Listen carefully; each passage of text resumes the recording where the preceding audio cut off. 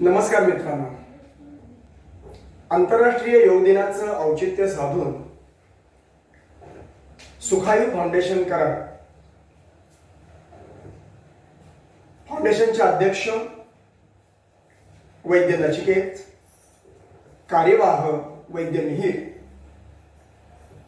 आणि सर्व पदाधिकाऱ्यांनी आज कोरोना आणि योगोपचार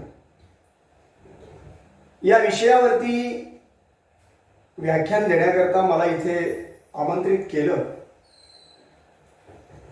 त्याबद्दल सर्वप्रथम मी सर्वांचे आभार मानतो आणि आता आपण बोलायला सुरुवात करूया.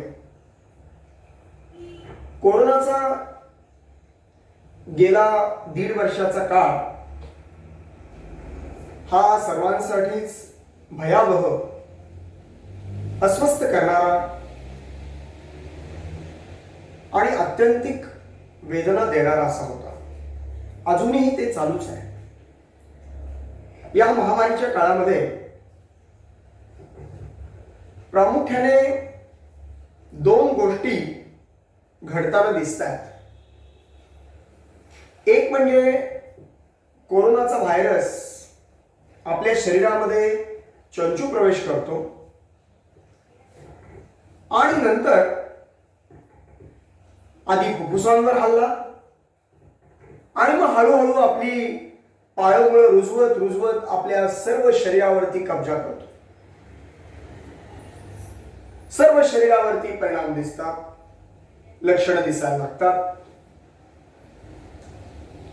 आणि दुसरी गोष्ट म्हणजे त्या कोरोनाने आपल्या मनावर केलेला हल्ला, एल्गार हमला.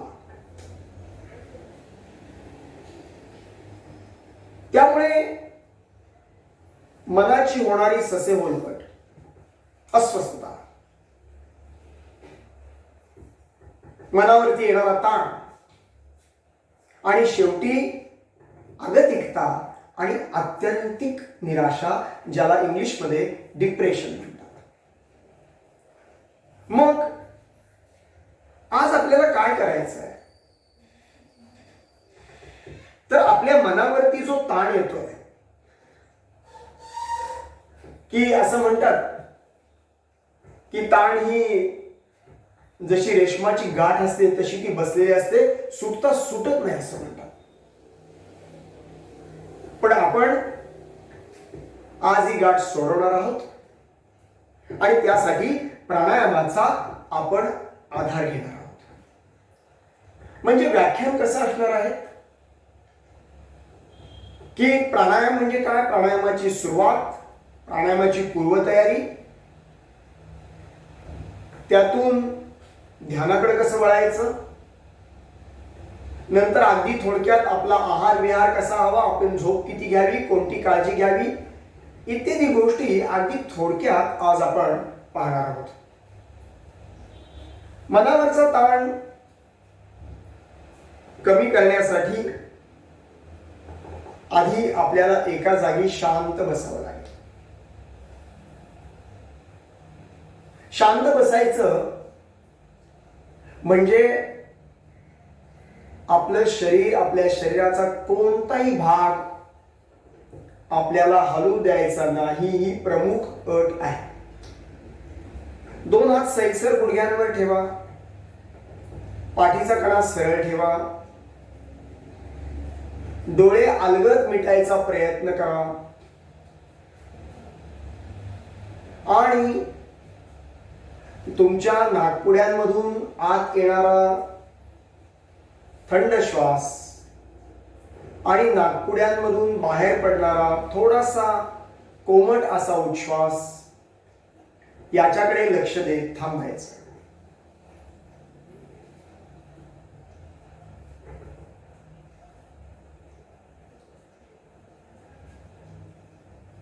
कळलं? ही पहिली पायरी आहे, ही पहिली स्टेप आहे. याच्यामुळे काय होणार आहे? तुमचं शरीर जर हललं नाही तर काय होईल? तुमचा आतला श्वास आणि उच्छ्वास हळू चालेल. नीट लक्षात घ्या मी काय म्हणतोय. आणि श्वास आणि उच्छ्वास तुमचा हळू चालला की तुमचं मनही हळू चालेल. मनातले विचार कमी होतील आपसुकच. म्हणजे त्याचं उदाहरण देताना मी नेहमी असं म्हणतो की एक पाण्याने भरलेली घागर जर तुमच्याकडे दिली आणि तुम्हाला एक सांगितलं की या घागरीतलं पाणी हलता नाही कामा, तर तुम्ही काय कराल? घागर हलवाल का अशी? तुम्ही घागर एका ठिकाणी ठेवाल, स्थिर ठेवाल आणि तिच्याकडे पाहत राहाल. आणि थोड्या वेळाने घागर हलायची बंद होईल. घागर हलायची बंद झाली म्हणजे आतलं जे पाणी आहे ते हलायचं आपोआप बंद होईल. म्हणजे आपला देह म्हणजे घागर असं जर आपण समजलं आणि आतलं पाणी म्हणजे आपलं मन असं जर आपण समजलं तर काय होईल? देह हलायचा बंद झाला तर आतलं पाणी हलायचं आपसुकच बंद होईल. म्हणजे मनातले विचार कमी होतील. मन शांत, स्थिर आणि एकाग्र व्हायला सुरुवात होईल. म्हणजे सुरुवातीला आपल्याला मन शांत करायचं असेल तर ज्या शरीराच्या आश्रयाने आत मन राहतं, ज्या शरीराच्या पेशींमध्ये, सांधी कपारीमध्ये मन राहतं, त्या मनाला शांत करण्याकरता शरीराची हालचाल बंद करणं हे क्रमप्राप्त ठरतं. कळलं का काय करायचं? आणि हे केल्यानंतर मनाला आत वळवून घेण्याकरता, मनाला बाहेर भरपूर विषय आहेत, अनेक भौतिक गोष्टींचं मनाला आकर्षण आहे. ते आकर्षण नाहीसं करून आपल्या अंतरंगात डोकावण्याकरता आपल्याला ओंकार जपाची मदत घ्यावी लागेल. ओंकार जप करताना आधी दीर्घ श्वास घ्यावा लागेल आणि श्वास सोडताना आपले ओठ थोडेसे विलग करून उघडायचे आणि म्हणायचं. मग श्वास सोडत ओठ बंद करत म्हणायचं. ओठ पूर्ण बंद झाले आणि वर दोन नाकपुड्यांच्या मधून श्वास पुन्हा सोडत दोन भुवयांच्या मधून म असा उच्चार आपण करतोय अशी कल्पना करून आपल्याला श्वास सोडायचा. म्हणजे काय लक्षात आलं? दीर्घ श्वास घेतला आणि उ आणि म या तीन गोष्टी ज्या आहेत. म्हणजे काय आहे? कशाचं प्रतीक आहे? ज्ञानाचं. उ कशाचं प्रतीक आहे? कर्माचं. आणि म कशाचं प्रतीक आहे? भक्तीचं. ज्ञान, कर्म आणि भक्ती या तीन मार्गांवर चालणाऱ्या सत्याच्या शोधाची प्रतीक आहे. तेव्हा उ आणि म चा जेव्हा आपण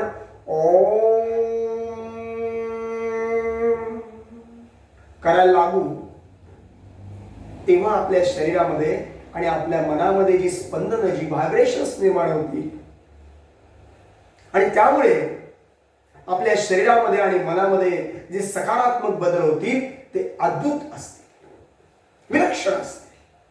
तेव्हा सुरुवातीला पाठीचा कणा सरळ करूया. पाठमान सरळ आहे. डोळे अलगद आपल्याला बंद करावे लागतील. डोळ्याच्या पापण्या बंद केल्या. डोळ्यांची हालचाल बंद केली. खांद्यामध्ये कोपरामध्ये ताण नाही आहे.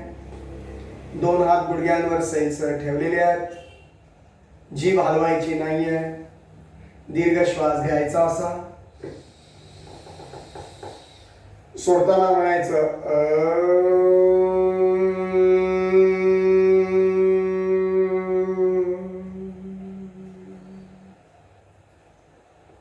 पुन्हा एकदा बघा. दीर्घ श्वास घ्या.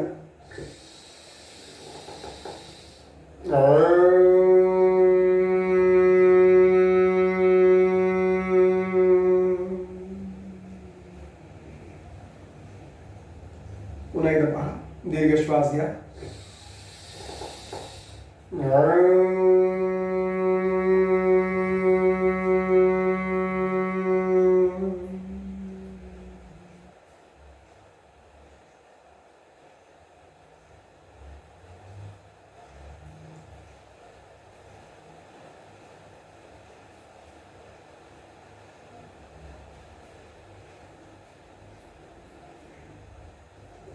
ओंकार जपामुळे काय झालं?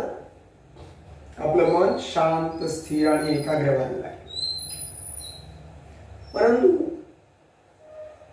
हे मन शांत करायचं, मनाला सांगायचं तू शांत हो, तू एकाग्र हो, तू स्थिर हो, हे कोण सांगणार मनाला? आपणच, मनच सांगणार ना. त्यामुळे ते आपण जेवढं बोलतोय तितकं सोपं नाही आहे.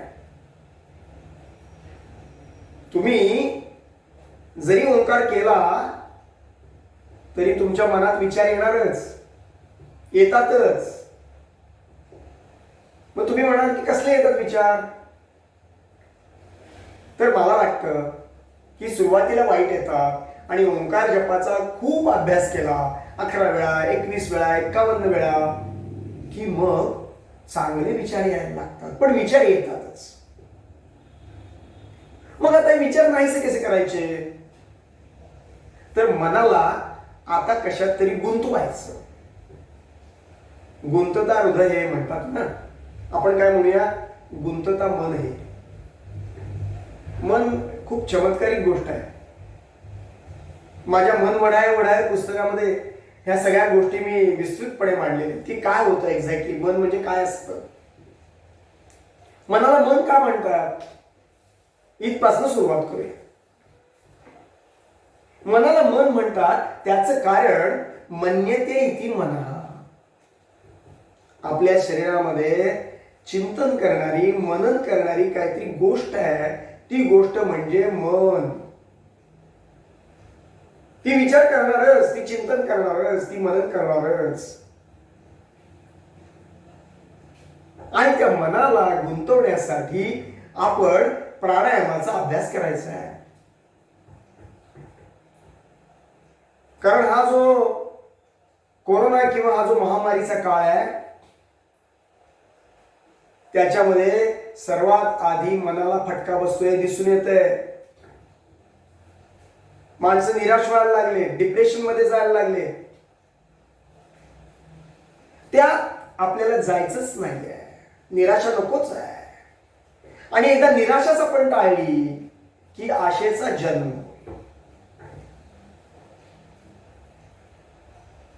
आशेचा किरण आपल्या शरीरामध्ये आला की तो शरीरातल्या पेशी पेशीला, रक्ताच्या थेंबा थेंबाला, शरीरातल्या अणुरेणूला प्रकाशमान करून टाकेल.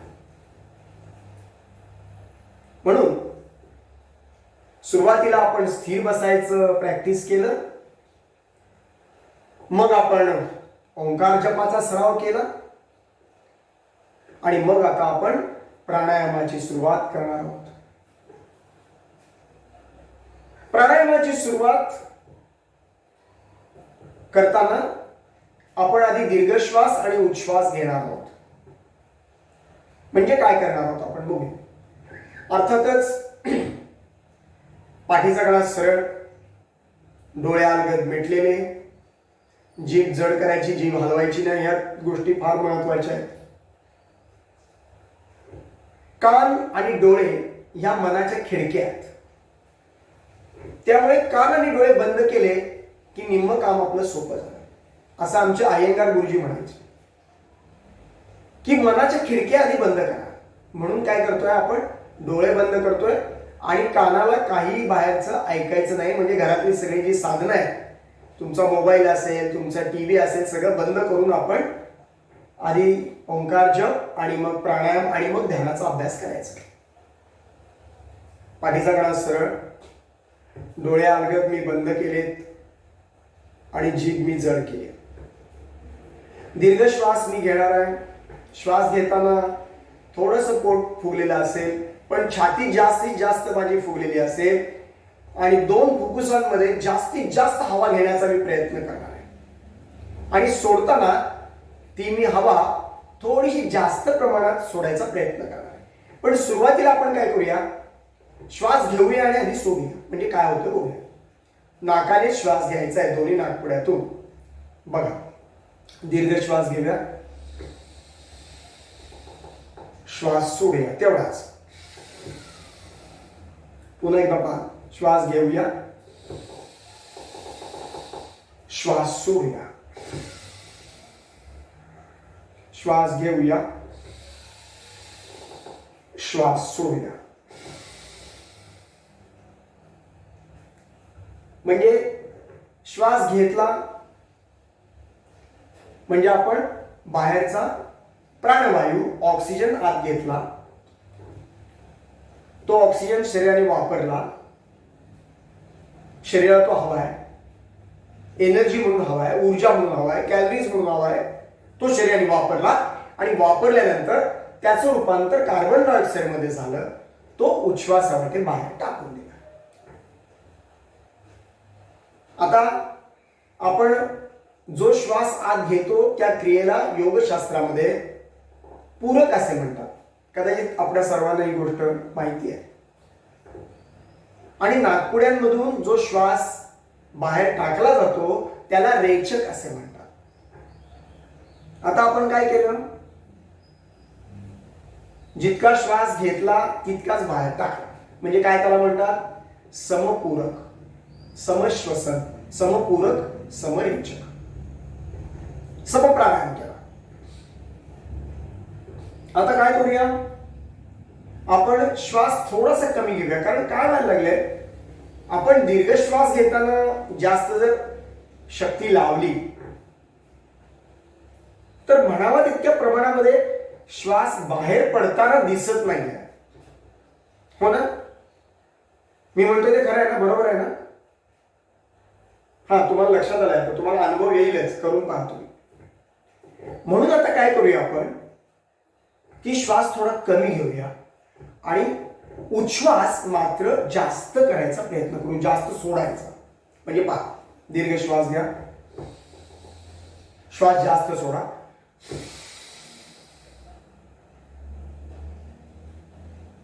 पुन्हा श्वास घ्या, श्वास सोडा,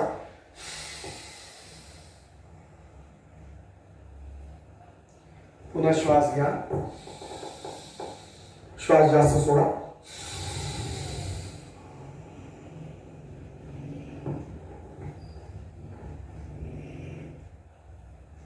म्हणजे काय केलं आपण, पूरक 1 मात्रा आणि रेचक 2 मात्रा, म्हणजे दुप्पट प्रमाणामध्ये आपण श्वास सोडायचा प्रयत्न केला. जितका कार्बन डायऑक्साईड तुमच्या शरीरातून बाहेर पडेल तितकं चांगलं आहे. आणि या 2 जी तुमची आवर्तन आहेत त्या आवर्तनांच्या मध्ये जास्तीत जास्त प्राणवायू घ्यायची तुम्हाला इच्छा होईल. जितका प्राणवायू तुमच्या फुफ्फुसांमध्ये आत येईल, प्रवेश करेल, जितका तुम्ही दीर्घ श्वास घ्याल तितका तो प्राणवायू तुमच्या श्वासनलिकेतून, श्वासनलिकेच्या 2 फांद्या ज्या 2 फुफ्फुसांमध्ये जात आहेत तिथून त्याच्या फांद्या प्रायमरी ब्रॉन्कस, सेकंडरी, टर्शरी, आणि त्या ब्रॉन्कसच्या शेवटी ब्रॉन्क्युल्स, आणि मग शेवटी कॅपिलरीज, आणि शेवटी वायुकोश म्हणजे अल्व्हिओलाय, तिथपर्यंत तो प्राणवायू जाईल. आणि मग तिथे वायुकोशाच्या पृष्ठभागावरती ऑक्सिजन आणि कार्बन डायऑक्साईडची देवाणघेवाण होईल. तुम्ही दिलेला ऑक्सिजन रक्तामधून सगळ्या पेशींना मिळेल आणि पेशींकडून आलेला कार्बन डायऑक्साईड तुमच्या उच्छ्वासासाठी बाहेर पडेल. क्रिया कळली का बघा काय होणार आहे. दीर्घ श्वसन का करायचं आहे, तर जास्तीत जास्त चांगला ऑक्सिजन आपल्याला मिळावा, आपल्या शरीरातल्या प्रत्येक पेशीपर्यंत तो पोहोचावा. पण असं रोज होतं का? नेहमी होतं का? नेहमी होत नाही. त्याचं कारण काय? त्याचं कारण असं की आपण प्रयत्नच करत नाही. आपण नेहमीचा नॉर्मल श्वास घेतो सोडतो. त्यामुळे काय होतं? फक्त 500 ते 550 सीसी इतकी हवा आत जाते आणि तेवढ्यावर आपलं भागतं, काम चालतं आणि हवा फुकट मिळते, त्यामुळे किंमत नाही. आता किंमत कळली आहे, कारण ऑक्सिजन आता विकत घ्यायला लागलाय, व्हेंटिलेटरवर ठेवल्यावर बिलं वाढायला लागले. आता किंमत कळली ऑक्सिजनची, आता किंमत कळली प्राणवायूची. मग कळली ना, मग घेऊया जास्त. मग ऑक्सिजन जर जास्त घ्यायचा असेल तर आपल्या फुफ्फुसांमध्ये जे वायुकोश आहेत ते वायुकोश उघडायला पाहिजेत. कारण आपल्या एका फुफ्फुसामध्ये साधारणपणे 17 ते 17.5 कोटी इतके वायुकोश आहेत, अल्व्हिओला आहेत. पण त्यातले फक्त 5 ते 5.5 कोटी इतकेच वायुकोश काम करतायत. बाकी सर्व झोपलेले आहेत, कोलॅप्स्ड स्टेट मध्ये आहेत. त्यांना जागा करण्याकरता आपल्या दीर्घ श्वास उच्छ्वासाचा सराव केला पाहिजे. जितके वायुकोश जास्त कामाला लागतील तितका जास्तीचा ऑक्सिजन प्राणवायू आत घेता येईल आणि तो शरीरातल्या पेशींपर्यंत रक्ताच्या अभिसरणातून ब्लड सर्क्युलेशन मध्ये जाऊन पोहोचेल इन द फॉर्म ऑफ ऑक्सिहिमोग्लोबिन. कळतंय का मी काय म्हणतोय ते? म्हणून दीर्घ श्वास उच्छ्वास आपण करतो आहोत. आता दुसरं अनुलोम विलोम आपल्याला करायचं. अनुलोम, अनु म्हणजे आत घ्यायचं, टू फॉलो. लोम म्हणजे नाकातले केस. नाकातल्या केसांना घासून तो श्वास आत जातो, म्हणून काय म्हणलंय? अनुलोम. नाकात केस आहे आणि नाकाच्या मध्ये जो पडदा आहे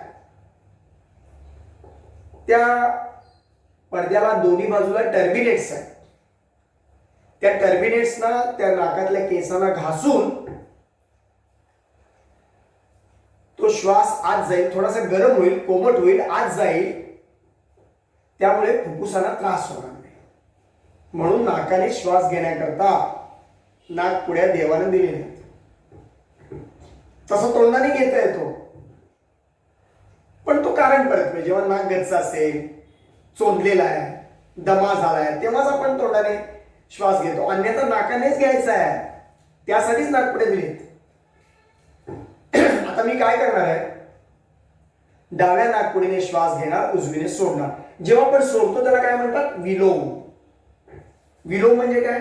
वि म्हणजे वेगळं करणे, लोम म्हणजे नाकातल्या केसांना घासून हा श्वास शरीरातून बाहेर पडणार.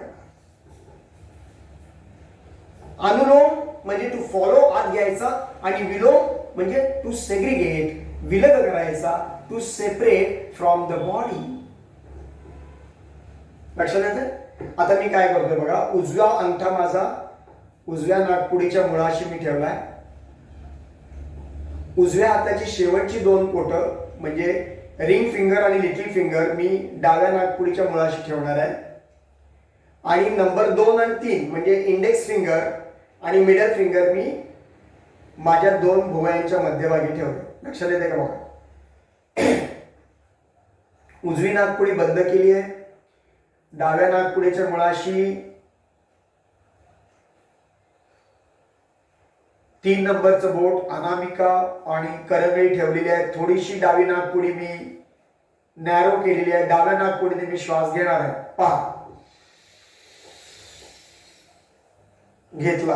आता डावी नाकपुडी मी बंद केली. उजव्या नाकपुडीवरचा अंगठा मी थोडासा बाजूला केला. उजवी नाकपुडी नॅरो केली आणि उजवी करून मी श्वास सोडतोय. पहा, आता उजवी नाकपुडी उघडीच आहे, थोडीशी नॅरो आहे. उजवीने मी श्वास घेतोय, डावीने मी श्वास सोडतोय. पहा, नॅरो करू. डावीने मी घेतोय, उजवीने मी सोडतोय. उजवीने मी घेतोय, डावीने मी सोडतोय. डावीने मी घेतोय, उजवीने मी सोडतोय. उजवीने मी घेतोय, डावीने मी सोडतोय.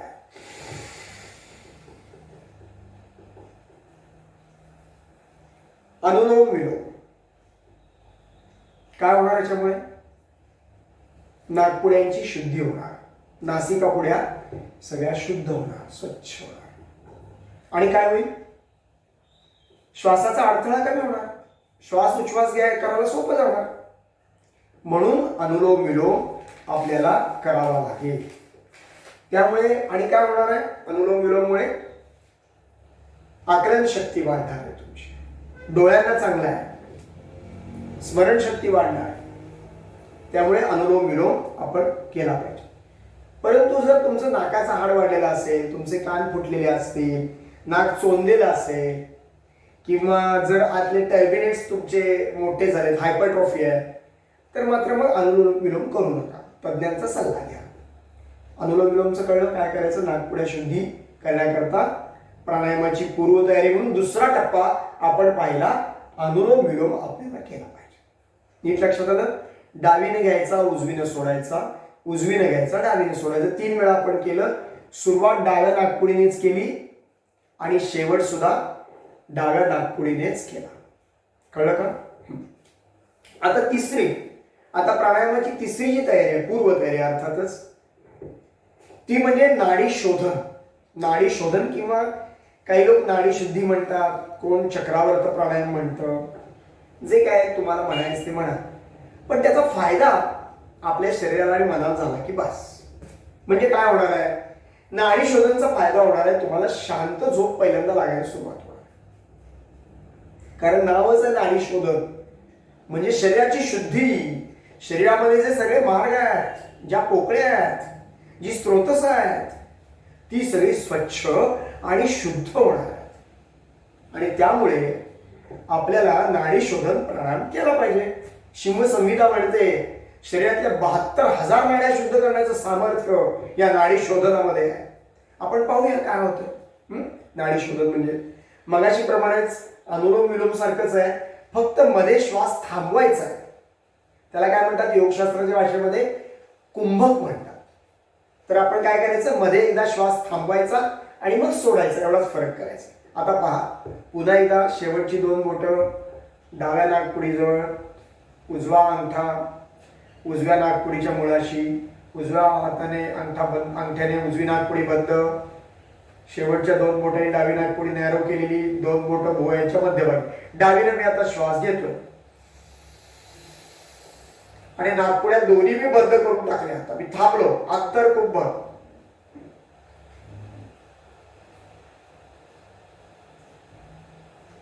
आणि मग उजवीने सोडला, उजवी उघडली, उजवी नाकपुडी नॅरो केली, सोडला.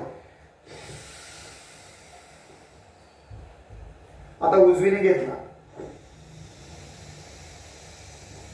दोन्ही नाकपुड्या बंद केल्या, थांबलो, डावीने सोडला नॅरो करून, डावीने घेतला, थांबलो, अंतर कुंभ, उजवीने सोडला, उजवीने घेतला,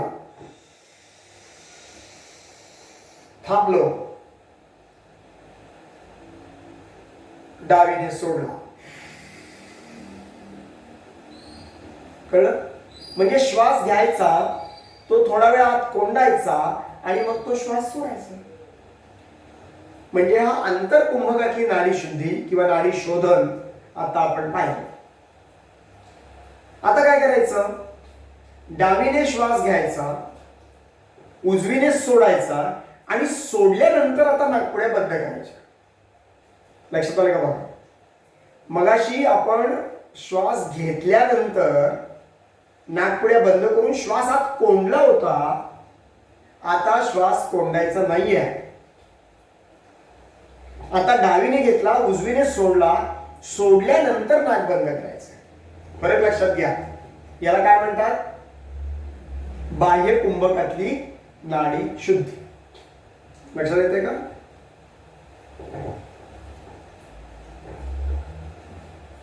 बघूया पुढे काय. डावीने श्वास घ्या, उजवीने सोडा, दोन्ही नाकपुड्या बंद करा, थांबा.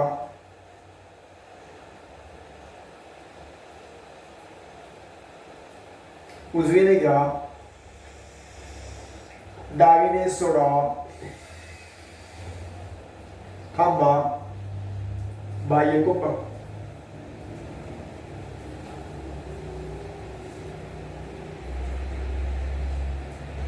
डावीने घ्या, उजवीने सोडा, थांबा.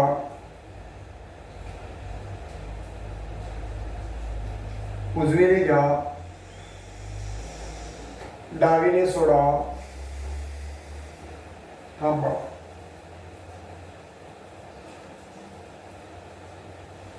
डावीने घ्या, उजवीने सोडा, थांबा.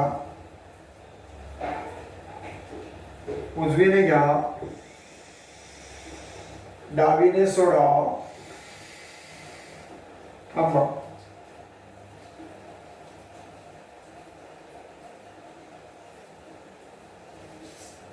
कळलं?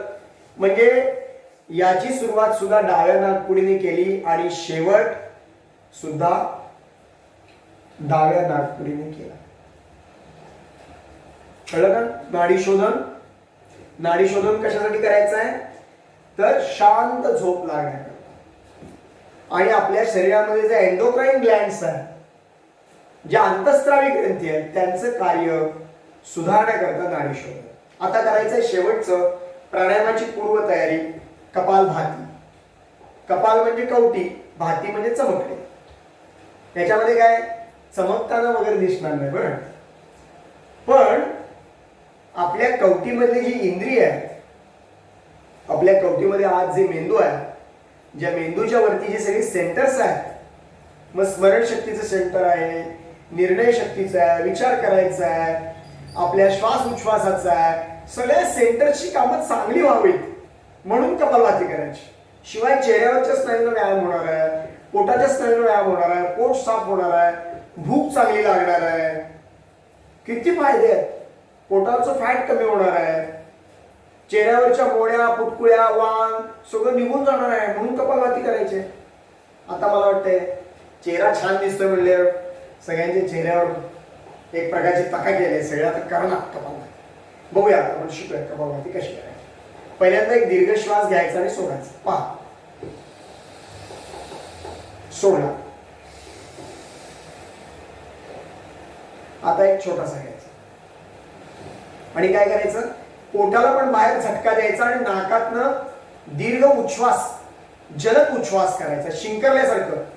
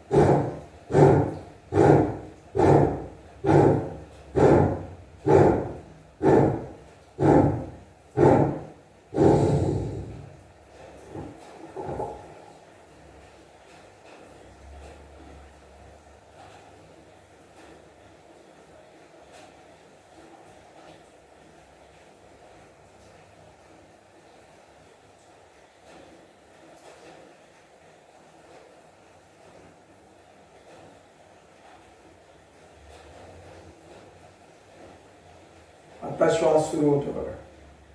म्हणजे एक विलक्षण गोष्ट घडतीये कपालभातीनंतर.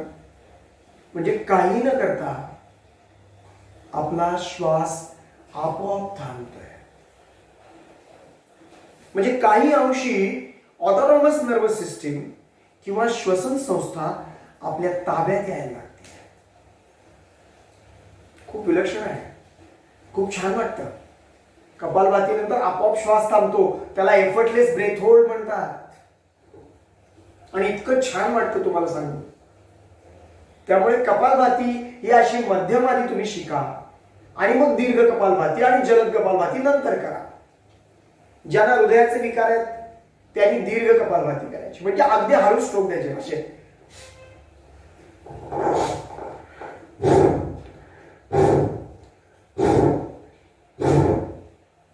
अगदी हळू द्यायचे.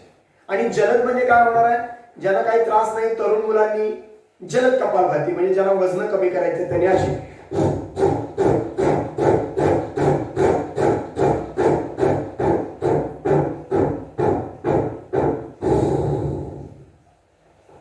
झटका द्यायचा आणि रेचक करायचा.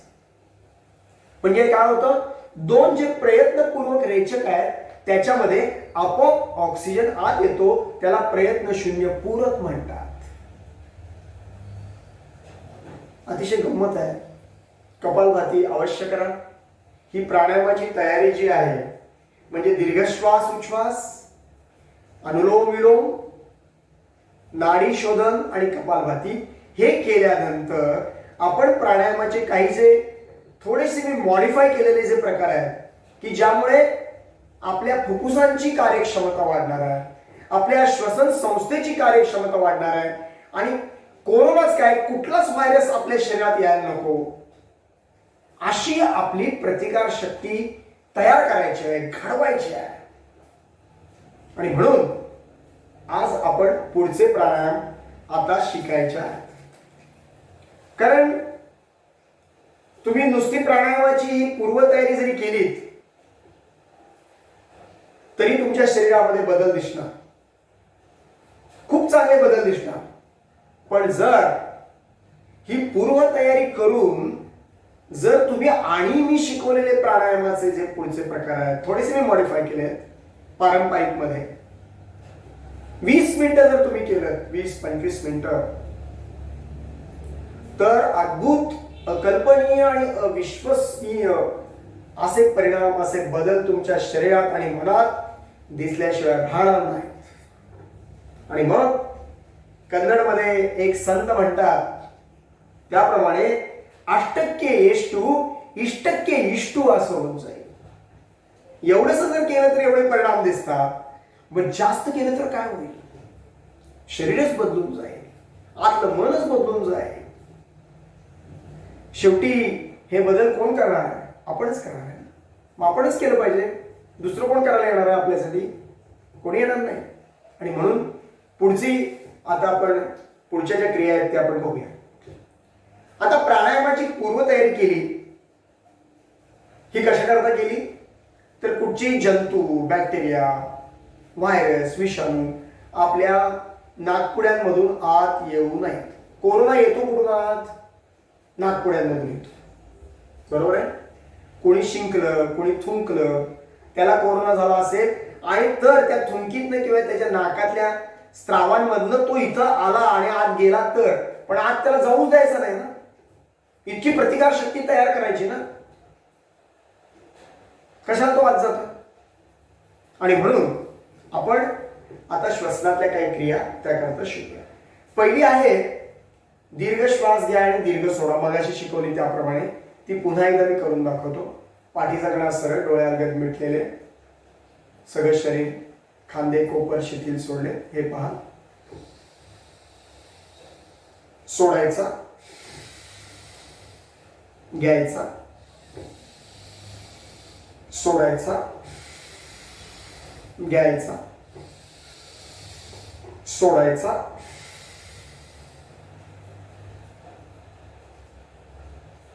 काय केलं,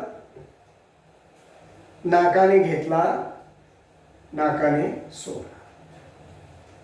आता थोडंसं उघडं ठेवायचं, इंग्रजीतल्या ओ सारखा आकार करायचा आणि तोंडाने श्वास घ्यायचा.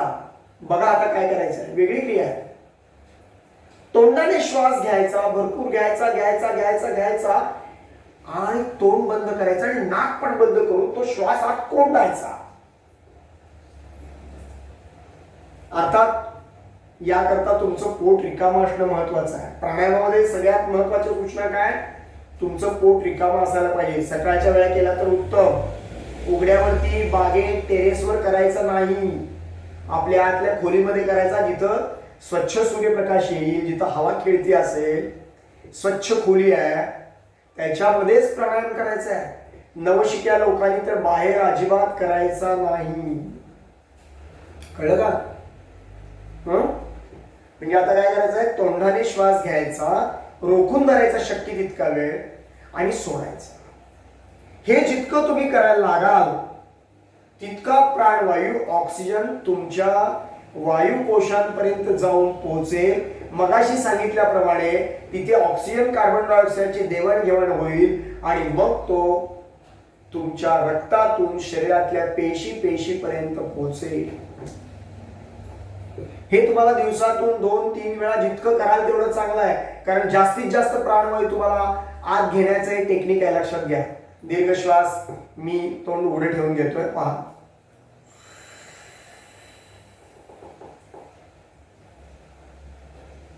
नाक पकडलं, नाक बंद केलं, नाक बंद, तोंड बंद, श्वास कोंडायचा, थांबलो.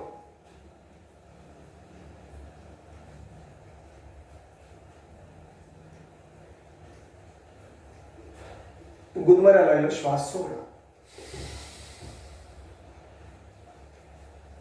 पुन्हा एकदा पहा.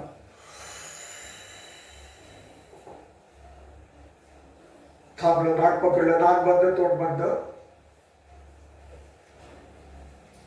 सोडला नाकाने. यामुळे तुमच्या शरीरातली ऑक्सिजन लेवल वाढायला मदत होणार आहे. त्यानंतर त्याच्या पुढचा प्रकार आहे तो म्हणजे भस्त्रिका. भस्त्रिका वेगवेगळ्या प्रकारे केली जाते, पण आज जी आपण भस्त्रिका करणार आहोत ती प्रामुख्याने आपल्या फुफ्फुसांच्या कानाकोपऱ्यामध्ये परिघावरती, फुफ्फुसांच्या परिघावरती जे वायुकोश आहेत ते उघडायचे आणि विशेषतः तळातले वायुकोश आपले उघडत नाहीत. त्याकरता आपण ही वेगळ्या प्रकारची भस्त्रिका आज करणार आहोत. म्हणजे काय करणार आहोत, हाताची बोटं जरा अशी फाटवल्यासारखी करायची आणि श्वास घेत हात वर करायचे असे, आणि श्वास सोडत हात खाली करताना हाताच्या मुठी तयार करून असा झटका देऊन श्वास सोडायचा. म्हणजे बघा मी काय करतोय,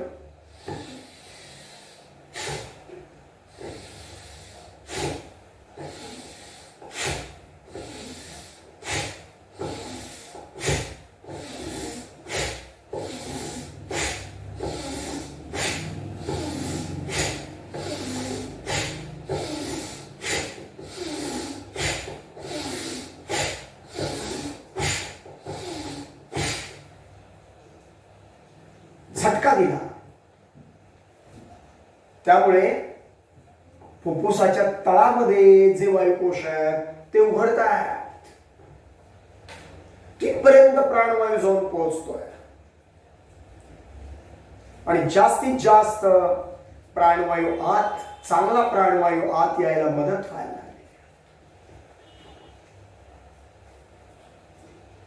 म्हणून चांगला प्राणवायू मिळायचा असेल तर आपल्याला चांगला आहार घेतला पाहिजे. आपण आता नंतर 2 मिनिटात पाहणारच होतो आहार म्हणजे काय, कुठला घेतला पाहिजे वगैरे. पण त्याच्या जोडीने जो आहार आपल्याला निसर्ग देतोय त्या निसर्गाचं सुद्धा जतन, संरक्षण आणि संवर्धन करायला आपण शिकलं पाहिजे. म्हणून झाडं लावली पाहिजे. 5 जून पर्यावरण दिवस होता, तेव्हा मी खूप झाडं लावली, खूप बरं वाटलं. तेव्हा जास्तीत जास्त ऑक्सिजन आपल्याला एक झाडं देणार आहेत, तेव्हा आपण झाडं लावली पाहिजे, त्यांचं संवर्धन केलं पाहिजे, त्यांचं जतन केलं पाहिजे, त्यांना जोपासायला पाहिजे, तर ती आपल्याला मदत करते. तेव्हा अशा प्रकारे भस्त्रिकाची आवर्तनं तुम्हाला करता येतील. आणि शेवटचा आता यातला जो प्रकार आहे जो मी थोडासा मॉडिफाय करून तुम्हाला शिकवतोय तो तुम्हाला आता पाहायचा. लोक द्या.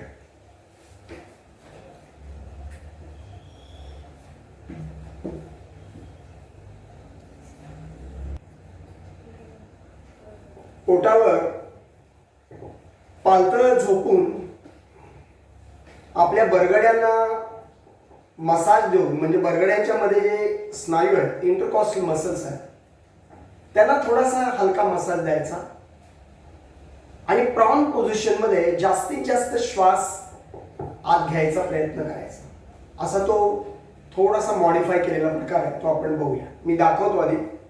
पहिल्या प्रकारामध्ये त्याचे 4 उपप्रकार आहेत. पहिला प्रकार पहा, म्हणजे छातीचा हा जो भाग आहे, वरचा भाग आपल्या तक्क्यावर ठेवायचा, तक्क्या मऊ पाहिजे त्याच्यावर ठेवला वरचा भाग, आणि 2 हात पुढे तक्क्याचे ठेवलेले आहेत. पायामध्ये अंतर आहे आणि मी श्वास घेतोय आणि वरती येतोय. श्वास घे, श्वास सोडत खाली जातोय, पुन्हा वर येतोय, खाली जातोय.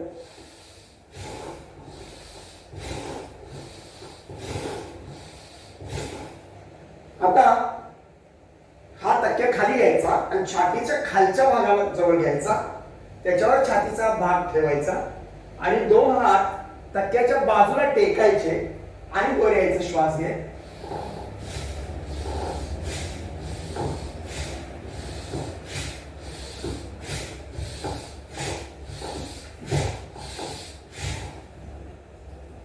मग काय करायचं, 2 उशा बाजूला इथे ठेवायच्या आपल्या छातीजवळ आणि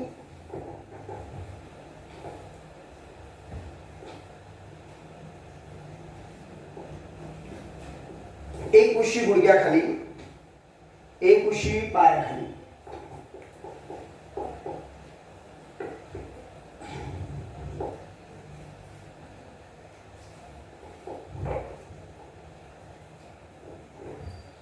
बघा आता छातीचा खालचा भाग राहू दे.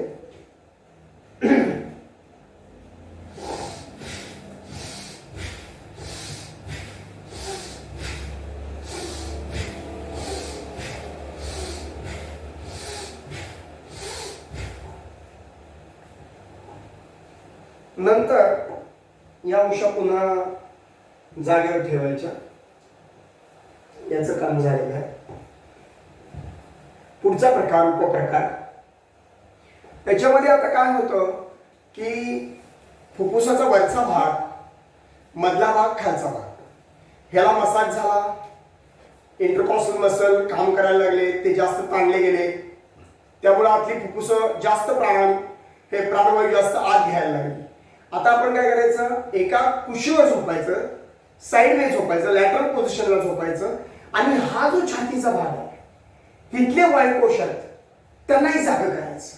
तिथलेही स्नायूंना थोडा हलका मसाज करून जास्तीत जास्त प्राणवायू आत घ्यायची सवय लावायची. म्हणजे काय करायचं, एका कुशीवर आपण झोपलो, डाव्या कुशीवर झोपलो म्हणजे डावा पाय सरळ आला, उजवा पाय वर घेतला आणि हा हात, उजवा हात आपण तक्क्यावर ठेवला. बघा मी काय केलंय, डावा हात तक्क्याच्या पलीकडे आहे, लोडच्या पलीकडे आहे, आणि उजवा हात मी लोडवर ठेवला. आणि मी काय करणार, श्वास घेत हा हात दाबला, श्वास घेत वर आलो आणि श्वास सोबत खाली गेलो आणि थोडस छाती त्याच्यावर ठेवली, थोडीशी आपटल्यासारखी, पण जोरात नाही आपटायची, हळू.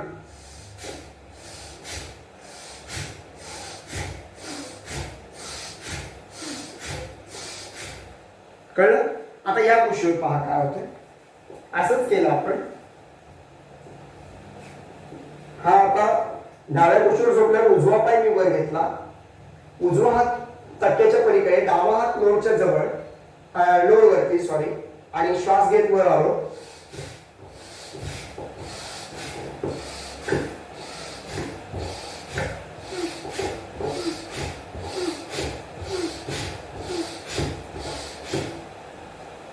कळलं? म्हणजे छातीचा वरचा भाग, खालचा भाग, मधला भाग, बाजूचे भाग, हे सगळे जे भाग आहेत तिथे जे स्नायू आहेत त्यांना मसाज झाला, हलकासा मसाज झाला आणि त्यामुळे आपल्या आतले जे वायुकोश आहेत ते उघडले आणि जास्तीत जास्त प्राणवायू आत आला. म्हणजे आपल्याला आता ऑक्सिजन विकत घ्यायची गरज नाही, आपल्याला व्हेंटिलेटरची गरज नाही, आपल्याला मुळात हे करायलाच लागणार नाही, आपल्याला कोरोनाच होणार नाही. अशा प्रकारे हे प्राणायामाचे प्रकार तुम्हाला करावे लागतील. फक्त पोटावर झोपून करताना ज्या लेडीजना, स्त्रियांना प्रेग्नन्सी आहे, ज्यांना हृदयविकार आहे, ज्यांना दमा आहे, ज्यांना व्हिनस थ्रोम्बोसिस आहे आणि सगळ्यात महत्त्वाचं जेवणानंतर लगेच पोटावर झोपून करायचं नाही. समजतंय? कमीत कमी 6 तास तरी जायला पाहिजे, 6 ते 8 तास, 6 तास तरी मध्ये जायला पाहिजे. पोट रिकामं पाहिजे आणि पातळ घेतल्यावर साधारण 2 तासाने तुम्हाला करता येईल.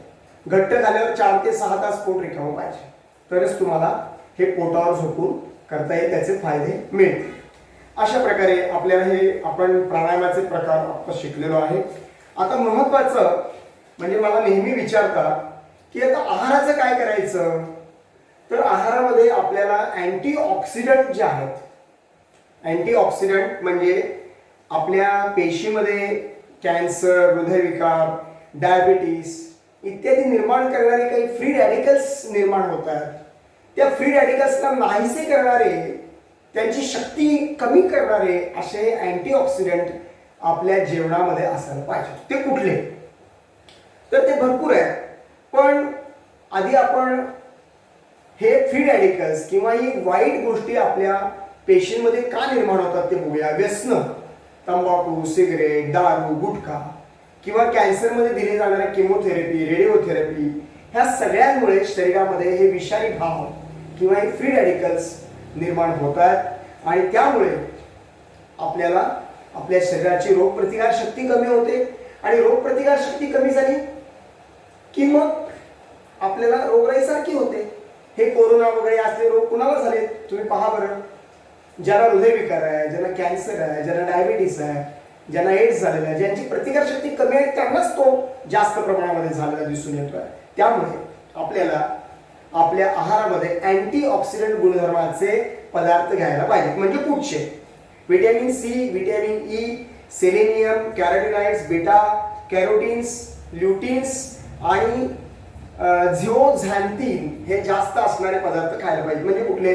बीट, मुळा, लिंबू, हळद, आवळा, भोपळा, कोबी, गाजर, बटाटे, मोसंबी, संत्री, केळी, पेर्स, मध, हिरव्या पालेभाज्या, कडधान्य आहे त्या स्वरूपामध्ये आपल्याला खायला शक्यतो कच्ची खाण्याचा प्रयत्न आपण केला पाहिजे. तर तुम्हाला ती सगळी कॅरोटिनॉइड्स वगैरे आत, व्हिटॅमिन सी वगैरे मिळायला लागते.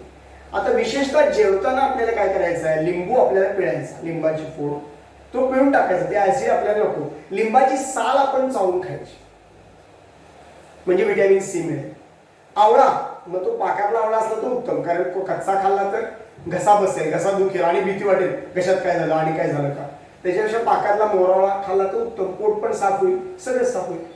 आणि मग काय होईल? पोट साफ झालं तर काय होईल? शरीरात घाण राहणार नाही आणि शरीरात घाणच राहिली नाही तर जंतू कशाला येतील? तुम्ही एक साधा प्रयोग करा. तुमच्या घरामध्ये डस्टबिन आहे, त्या डस्टबिन मध्ये सगळे तुम्ही उष्ट, खरकट, पालेभाज्यांचे देठ वगैरे सगळे टाका. 2 दिवसांनी बघा ते डस्टबिन उघडा, त्यातनं घुंगुरट्या बाहेर येतील, माशा, तिथं कीटक, डास तुम्हाला दिसतील आणि तेच एखादं स्वच्छ डस्टबिन इकडे ठेवा. 2 दिवसांनी उघडा, त्यातनं काही बाहेर येणार नाही. याचा अर्थ तुमच्या शरीरामध्ये जर घाण असेल तर जंतू तिकडे आकृष्ट होतील, बॅक्टेरिया, व्हायरस आत जातील, नाही तर कशाला जातात. म्हणून आपलं शरीर स्वच्छ पाहिजे, आपल्याला पोट साफ व्हायला पाहिजे, युरिन स्वच्छ व्हायला पाहिजे. म्हणून दर तासाला थोडं थोडं पाणी प्यायला पाहिजे. संध्याकाळी 7 नंतर पाणी प्यायचं नाही, जेवताना मध्ये मध्ये प्यायचं नाही, हे लक्षात घेतलं पाहिजे.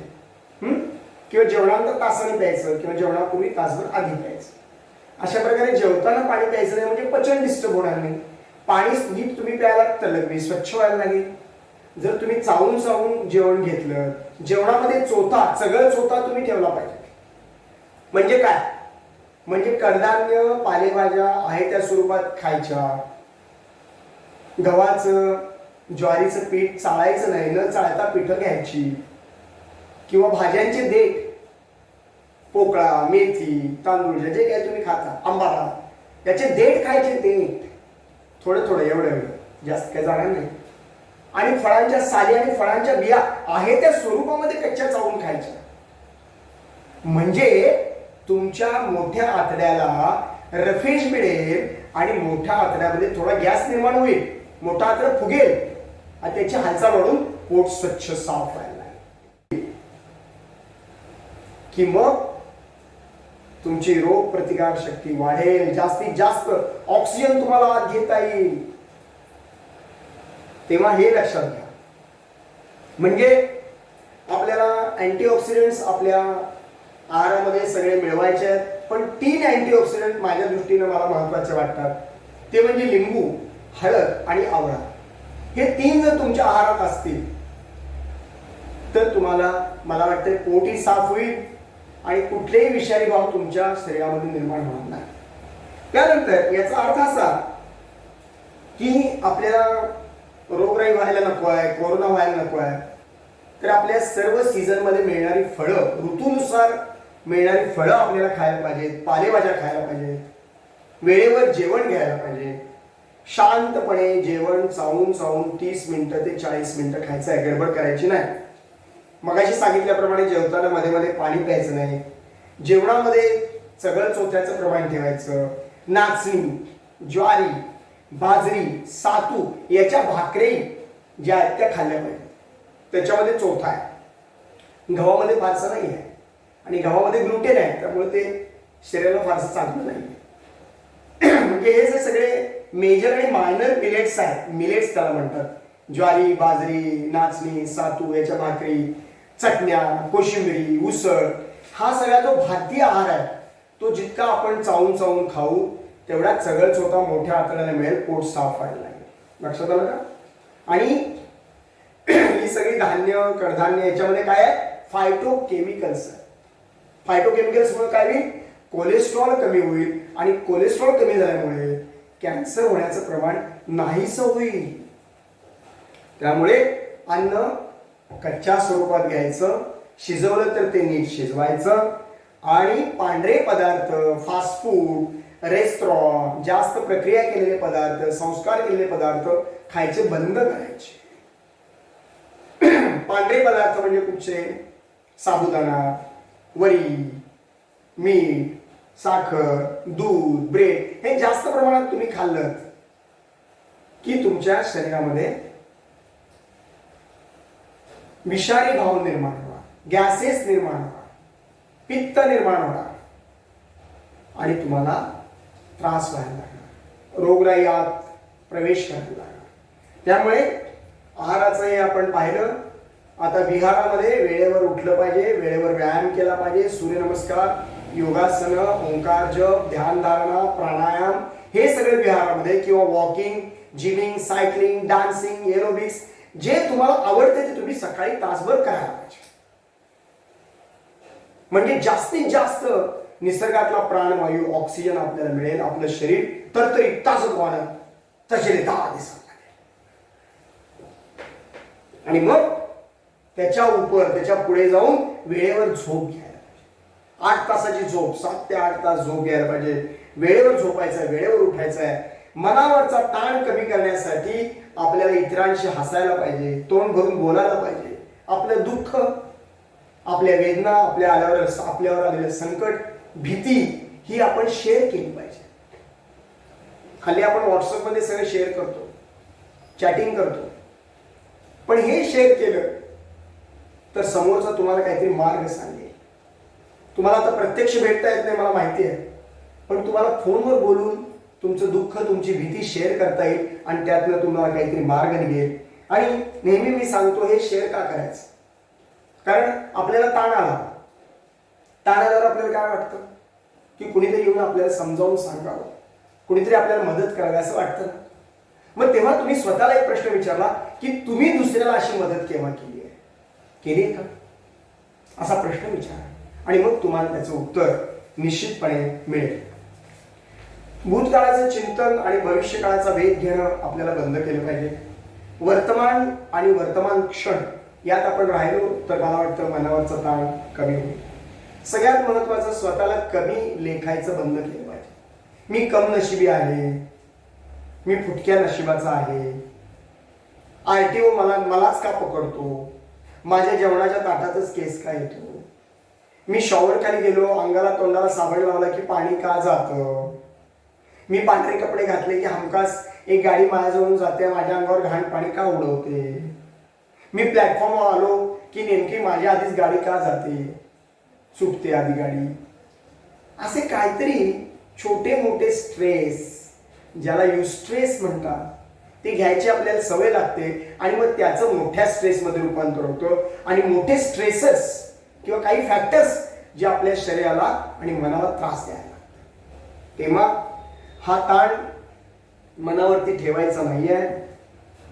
असा ताणतणाव निर्माण करणारे सगळे स्ट्रेसर्स आपल्या मनातून घालवण्याकरता मगाशी मी तुम्हाला ध्यान कसं करायचं ते शिकवलेलं आहे. पाठीचा कणा सरळ आहे, डोळे अंतर बंद केलेले आहेत, जीभ जड केलेली आहे, कान बंद, डोळे बंद, नाक बंद, शांतपणे श्वासाकडे लक्ष देत थांबायचं प्रॅक्टिस, मग ओंकार जप, मग प्राणायामाची पूर्व तयारी, मग प्राणायाम आणि सगळ्यात शेवटी ध्यान म्हणजे जपमाळ घेऊन ध्यान करायचं. अशा प्रकारे आपल्याला या महामारीच्या काळामध्ये आपल्या शरीराकडे आणि मनाकडे लक्ष द्यायचं. पतंजली म्हणतात शरीराकडे जास्त लक्ष द्या, वैयक्तिक स्वच्छतेकडे जास्त लक्ष द्या, हात वारंवार धुवायचे, मास्क वापरायचा आणि फिजिकल डिस्टन्सिंग ठेवायचं.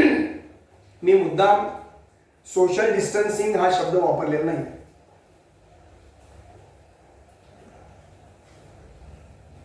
फिजिकल डिस्टन्सिंग, सोशल डिस्टन्सिंग ठेवू नका म्हणतात, पण ते चुकीचा शब्द मला वाटतं. सोशली आपण जवळ राहायला पाहिजे, म्हणजे फोनवर न तरी. फिजिकल डिस्टन्सिंग बरोबर, लांब राहायला पाहिजे, बरोबर आहे. आणि सगळ्यात महत्वाचं, भूलथा कोणतरी तुम्हाला फसवेल, मार्केटिंग करेल, भोंदूबाजी करेल की मला एवढे पैसे द्या, मी कोरोना लगेच 2 दिवसात बरा करतो, अमुक करतो, तुमचे पैसे डबल करून देतो, तुमच्या दागिन्यांना पॉलिश करतो, दागिने चकाचक होत. कोणतरी माणसं येतील तुम्हाला फसवतील, त्याला बळी पडू नका. प्रतिकार शक्ती वाढवणारे ॲपवरनं काही काढे तुम्हाला सांगितले जातील आणि लोक तांब्यावर काढे पितात आणि लोकांना मुळव्याध आणि फिशर मागे लागले, भगंदर मागे लागले. तसं काही करू नका. असे काढे तांब्यावर आणि 4 तांबे पिऊन प्रतिकारशक्ती वाढत नसते. ती प्रतिकारशक्ती तुम्हाला परंपरागत तुमच्या जीन्समधनं आलेली असते, ती तुम्ही वृद्धिंगत करण्याकरता प्रयत्न करायचे असतात. असं काहीतरी पिऊन एका दिवसात प्रतिकारशक्ती वाढत नाही, माझा त्याच्यावर विश्वास नाही. त्यामुळे आपल्याला हे सगळं करायला पाहिजे. तज्ज्ञांचा सल्ला घेऊनच काढे वगैरे आपण घेतले पाहिजेत. काही ॲपवरचं वाचून वगैरे काढे पिऊन चालणार नाही. सर्वात महत्त्वाचं ओंकार, प्राणायाम आणि ध्यानाचा सराव केला पाहिजे. आणि जेव्हा ध्यान तुम्ही जास्त करायला लागाल, स्वामी विवेकानंद म्हणत असत की सुरुवातीला आपण 12 सेकंदांपासून सुरुवात जरी केली ध्यानाची, म्हणजे 12 सेकंद जरी आपण स्थिर बसलो, मग 24 असं करत 2.5 मिनिटापर्यंत जरी ध्यान केलं तरी खूप मदत होते मनाला, असं ते म्हणायचे.